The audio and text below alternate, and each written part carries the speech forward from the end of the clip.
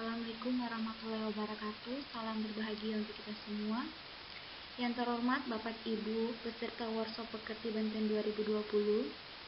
Perkenalkan, nama saya Rizky Handayani Pasini. Malam hari ini saya akan menjelaskan kembali terkait materi yang dibawakan oleh Bapak Dr. Syihabudin MSI tentang teori belajar dan motivasi belajar. Teori belajar adalah teori yang pragmatik dan elektrik. Teori dengan sifat demikian ini hampir dipastikan tidak pernah mempunyai sifat ekstrim. Tidak ada teori belajar yang secara ekstrim memperhatikan aspek mahasiswa saja atau mementingkan aspek dosen saja, kurikulum, dan lain-lain. Teori belajar sendiri ini menurut para ahli aliran psikologi terbagi menjadi 5 aliran, di mana ada yang namanya aliran mazhab atau tingkah laku yang mana menekankan pada hasil dari proses belajar. Kedua, ada aliran atau mazhab yang kognitif di mana menekankan proses belajar. Ketiga, aliran atau mazhab humanistik di mana lebih menekankan isi pada apa yang dipelajari. Keempat, ada namanya aliran atau mazhab konstruktivistik, dan yang kelima aliran atau mazhab sibernetik yang mana menekankan pada aliran sistem informasi yang dipelajari. Baiklah, selanjutnya saya akan menjelaskan terkait aliran yang pertama, aliran atau mazhab tingkah laku. Aliran atau mazhab tingkah laku ini merupakan salah satu aliran yang mendeskripsikan bahwa belajar tersebut merupakan aktivitas yang dapat mengubah perilaku dari individu, dan perilaku tersebut dapat dipelajari dan dijelaskan secara ilmiah sebagai respon terhadap stimulus yang diberikan.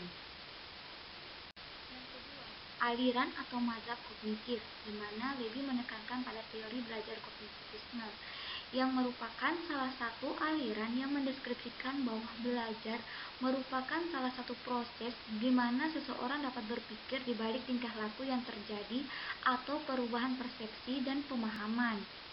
Menurut teori ini juga, setiap orang telah mempunyai pengalaman dan pengetahuan dalam dirinya yang tertata dalam bentuk struktur kognitif. Selanjutnya, ketiga adalah aliran atau mazhab humanistik. Aliran atau humanistik tersebut merupakan aliran belajar yang mendeskripsikan bahwa belajar merupakan usaha untuk memanusiakan manusia, di mana proses belajar dianggap berhasil jika pembelajaran memahami lingkungannya dan dirinya sendiri. Keempat, aliran konstruktivistik, di mana merupakan aliran belajar yang mendeskripsikan bahwa belajar merupakan proses di mana pembelajaran secara aktif mengkonstruksi atau membangun pengetahuan, gagasan, atau konsep baru yang didasarkan atas pengetahuan awal yang telah dimilikinya. Dan yang kelima adalah aliran atau mazhab sibernetik, di mana aplikasi teori belajar sibernetik dalam proses pembelajaran itu diantaranya adalah perlu menentukan tujuan instruksional, perlu menentukan materi pelajaran, ketiga mengkaji sistem informasi yang terkandung dalam materi tersebut, keempat menentukan pendekatan belajar yang sesuai dengan sistem informasi itu, apakah algoritmik atau heuristik. Selanjutnya menyusun materi dalam urutan yang sesuai dengan sistem informasinya. Dan yang terakhir adalah menyajikan materi dan membimbing mahasiswa belajar dengan pola yang sesuai dengan urutan pembelajaran. Prinsip pembelajaran secara teoritis psikologis. Ada yang disebut dengan faktor kognitif. Kognitif yang menggambarkan bagaimana peserta didik berpikir dan mengingat, serta menggambarkan faktor-faktor yang terlibat dalam proses pembentukan makna informasi dan pengalaman. Kedua, faktor afektif, yang menggambarkan bagaimana keyakinan emosi, motivasi mempengaruhi cara seseorang menerima situasi pembelajaran, seberapa banyak orang yang belajar, dan usaha yang mereka lakukan untuk mengikuti pembelajaran. Selanjutnya, faktor perkembangan, yang menggambarkan bahwa kondisi fisik, intelektual, emosional, dan sosial dipengaruhi oleh faktor genetik yang unik dan faktor lingkungan. Selanjutnya, faktor pribadi dan sosial yang menggambarkan bagaimana orang lain berperan dalam proses pembelajaran dan cara-cara orang belajar dalam kelompok. Prinsip ini mencerminkan bahwa dalam interaksi sosial, orang akan saling belajar dan dapat saling menolong melalui saling berbagi perspektif individual. Kemudian ada yang namanya faktor perbedaan individual yang menggambarkan bagaimana latar belakang individu yang unik dan kapasitas masing-masing berpengaruh dalam proses pembelajaran di masyarakat. Selanjutnya saya akan menjelaskan terkait faktor metakognitif dan kognitif. Faktor metakognitif dan kognitif ini terbagi atas beberapa prinsip, di mana prinsip pertama itu menjelaskan tentang dasar proses untuk mencapai tujuan yang bermakna secara pribadi, bersifat aktif, dan melalui mediasi secara internal, merupakan proses pencairan dan pembentukan makna terhadap informasi dan pengalaman yang disaring melalui persepsi unik, pemikiran, dan perasaan peserta didik. Prinsip yang kedua bertujuan proses pembelajaran di mana warga belajar mencari untuk menciptakan makna, representasi, pengetahuan melalui kuantitas dan kualitas data yang tersedia. Kemudian prinsip ketiga adalah pembentukan pengetahuan warga belajar mengkaitkan informasi baru dengan pengetahuan yang sebelumnya yang telah dimiliki melalui cara-cara yang unik dan penuh makna. Yang keempat adalah prinsip yang keempat adalah pemikiran tingkat tinggi, di mana strategi tingkat tinggi untuk berpikir untuk memantau atau dan memonitor proses mental, memfasilitasi kreativitas dan berpikir kritis.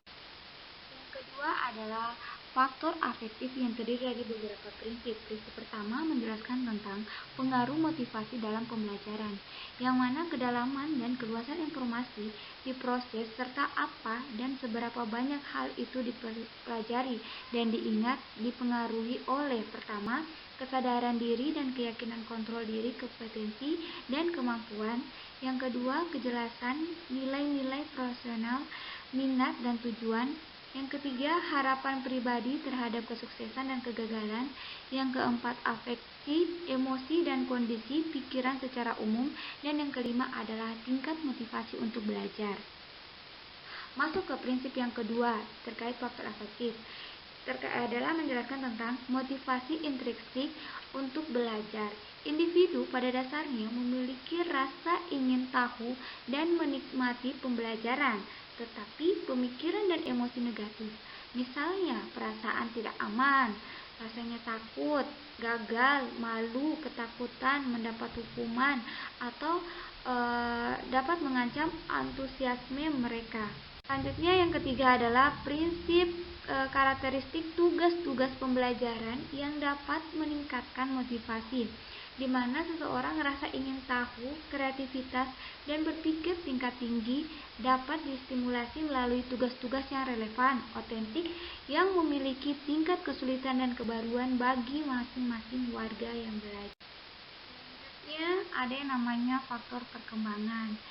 Tadi dari satu prinsip yang mana kendala dan peluang perkembangan kemajuan individual dipengaruhi perkembangan fase-fase fisik, intelektual, emosional, dan sosial yang merupakan fungsi genetis yang unik serta pengaruh faktor lingkungan.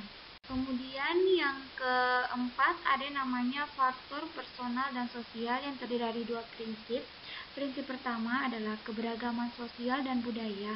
Pembelajaran difasilitasi oleh interaksi sosial dan komunikasi dengan orang lain melalui setting yang fleksibel.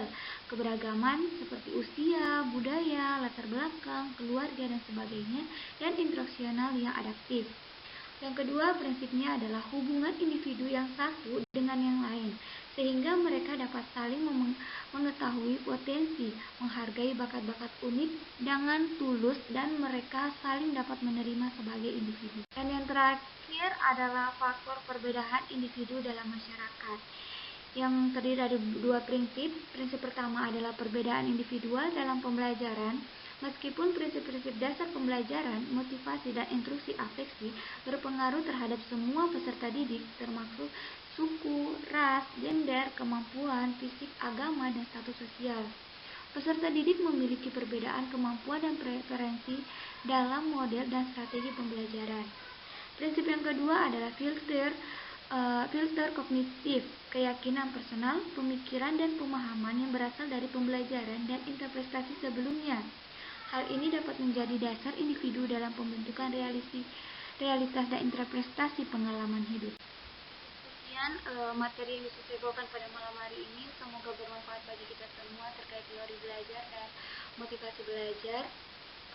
Lebih dan kurangnya mohon dimaafkan. Waalaikumsalam warahmatullahi wabarakatuh.